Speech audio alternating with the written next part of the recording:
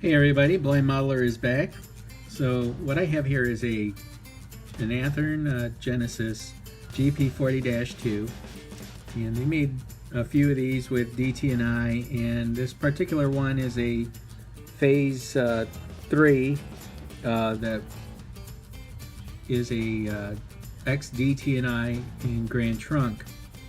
What I'm going to do with this, I'm going to remove the GT off both sides, and I'm going to have it replaced with the DT&I star logo. That's a pretty cool, sharp looking logo that I really like seeing on these locomotives, but I'm just going to do just the GT part, and I'm going to use the method that NS Modeler 24 used to remove lettering and numbering off of locomotives, which is to use a lot of micro set by microscale to remove the GT.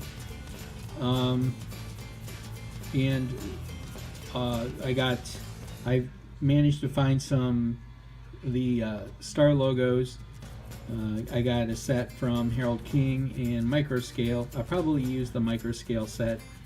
I think I'm going to leave it as the same number. So it'll be just a DT&I unit that's going to be under the Grand Trunk numbering system. And well, I will, here it is here, and I'll show progress as this goes along, and show the removal of the GT. And if you aren't aware of how NS Modeler 24 does this, he lets the microset, he basically soaks the side where he's removing the print or decals or lettering or numbering from, and he basically puts a lot of it on there, lets it sit for a few minutes, I think about 5, and then he takes some masking tape and it pulls it right up. It may take a couple of tries to get the more stubborn decals or lettering off, but that's in essence what I'm going to do. So here you see it with the GT on the side, and we'll show progress coming up here shortly.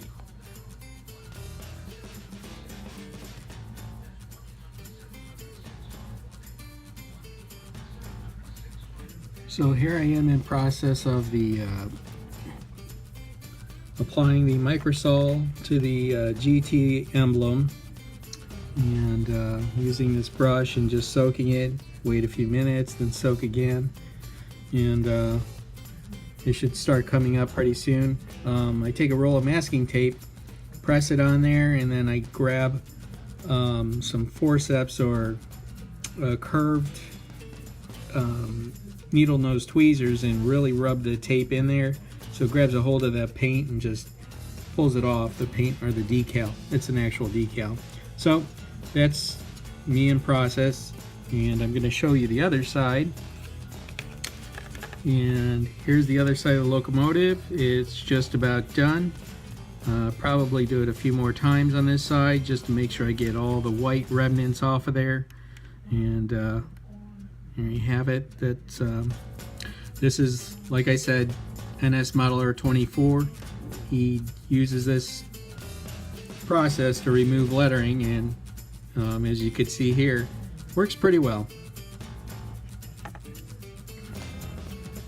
So here's continued progress on my Grand Trunk Athearn Genesis conversion to backdate it to a DT&I Star Herald GP40-2.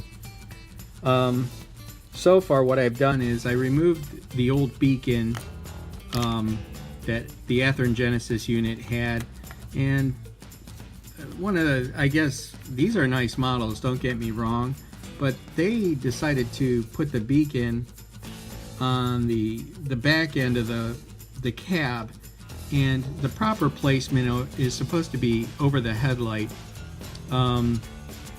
So this is, I placed it centered above the headlight, and one of the ways I did that, then I don't know if this is a neat thing by design with Athearn Genesis units, but the headlight is a solid casting, and I was able to pop it out. I will show you here. So that's the casting.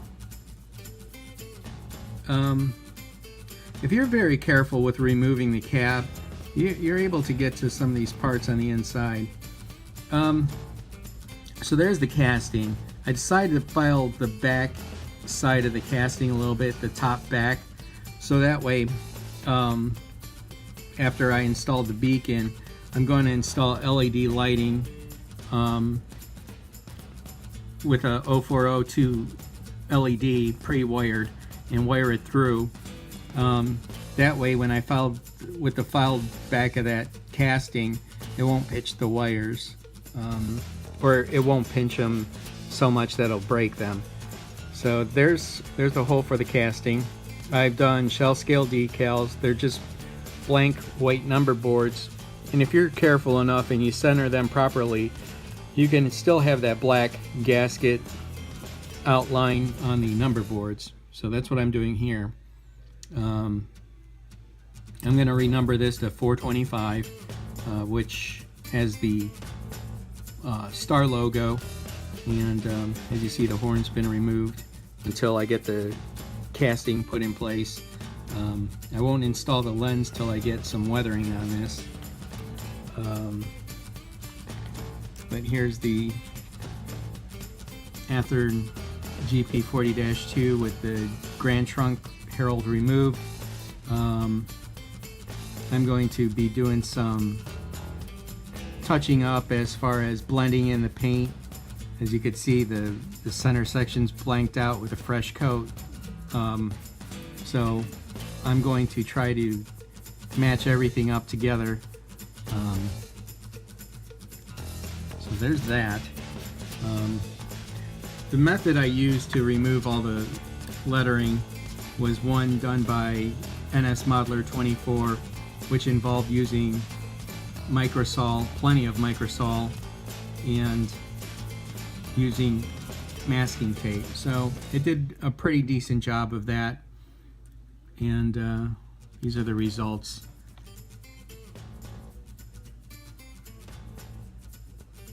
So I'll be back with more continued progress on backdating this GP40-2 to a DT&I star logo.